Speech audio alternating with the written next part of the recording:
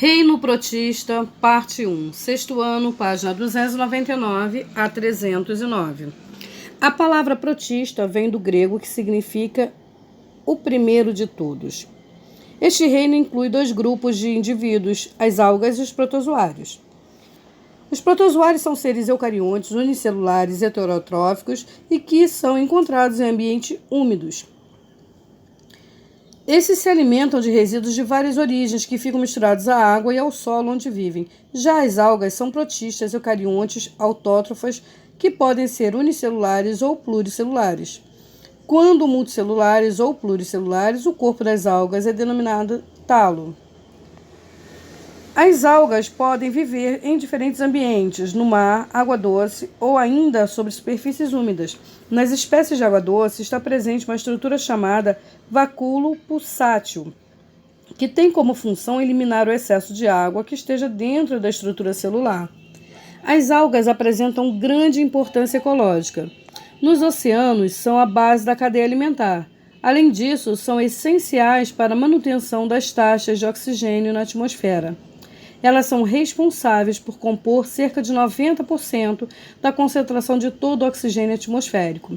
Aquela expressão antiga que dizia que a Amazônia é o pulmão do mundo, hoje sabemos não ser verdadeira.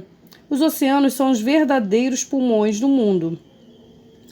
A reprodução das algas pode ocorrer por diferentes formas, tais como bipartição ou cisparidade, fragmentação, esporulação ou conjugação. As principais características usadas para classificar as algas em diferentes grupos são os tipos de substâncias de reservas ou ainda os pigmentos fotossintetizantes e acessórios que possuem. A seguir, serão apresentadas as características específicas de cada um desses grupos. Os protistas autótrofos unicelulares. As euglenas são células alongadas que possuem um longo flagelo para sua locomoção. Grande parte das espécies é de água doce, mas também existem exemplares marinhos. Algumas espécies apresentam estigma, estrutura capaz de perceber a luminosidade do ambiente, orientando esses organismos para a luz. As euglenas produzem seu alimento através do processo de fotossíntese, apresentando em sua composição os pigmentos clorofila A e B, carotenoides e xantofilas.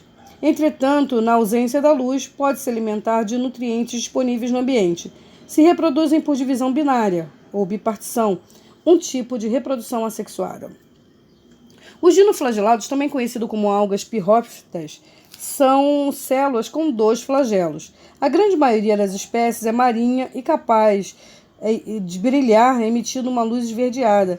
Além do pigmento verde, a clorofila, possuem pigmentos vermelhos e algumas espécies são responsáveis pelo fenômeno da maré vermelha, que causa intoxicação de peixes e outros animais. Os flagelos encontram-se posicionados de forma a possibilitar um movimento giratório dos indivíduos. Realizam fotossíntese, mas também podem ser heterótrofos, viver em simbiose com corais, formando as zooxantelas, ou como parasitas. A reprodução dos seres pertencentes a esse filo pode ser assexuada ou por divisão binária, ou sexuada, As diatomáceas, apesar de serem unicelulares, podem ser encontrados agregados formando colônias. A maioria é autotrófica, mas existem espécies heterotróficas. As carapaças das diatomáceas formam depósitos conhecidos como diatomito, utilizado na construção civil, como isolante térmico e acústico. A reprodução das diatomáceas pode ser assexuada por divisão binária ou sexuada. Protistas autótrofos pluricelulares. Podemos apresentar coloração marrom, que são as feofícias, verdes clorofícias ou vermelhas rodofícias, sendo encontrados vivendo em costões rochosos junto ao mar. São de grande importância ecológica no ambiente onde vivem, sendo que algumas espécies são indicadores biológicos. As clorofícias são as algas verdes, que podem ser unicelulares ou pluricelulares. São encontradas no mar e em água doce, sendo que algumas habitam o ambiente terrestre quando em associação com fungos, formando os líquens. Seu talo possui diversas formas. Uma espécie bastante comum é o alface do mar. As algas verdes podem se reproduzir sexuada ou assexuadamente.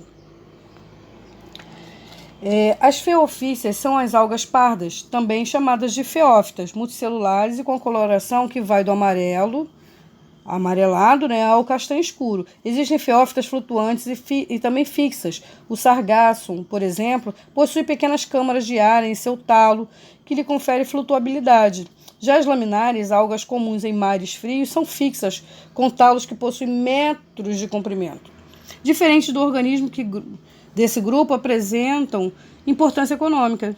O gênero Laminaria e Undaria, conhecidos popularmente respectivamente como kombu e wakame, são utilizados na culinária asiática. Além disso, das algas pardas pode-se extrair o alginato, substância que forma uma solução com utilidade nas indústrias alimentícias, farmacêuticas, têxteis e cosméticas.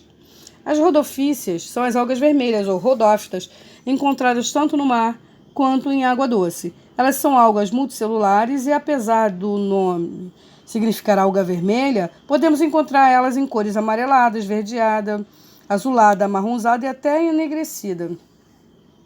Esse grupo possui várias espécies, dos quais se retira uma gelatina chamada agar-agar. E também tem a carragena ou carragenina. Essas substâncias são utilizadas na indústria farmacêutica e em laboratórios como meio de cultura de fungos e bactérias e também nos alimentos. Além disso, algas vermelhas são muito utilizadas na culinária. Tem grande importância econômica em algumas localidades, como por exemplo a porfíria, que é a nori, usada na montagem do sushi. Essa aula sobre protista continua na segunda parte.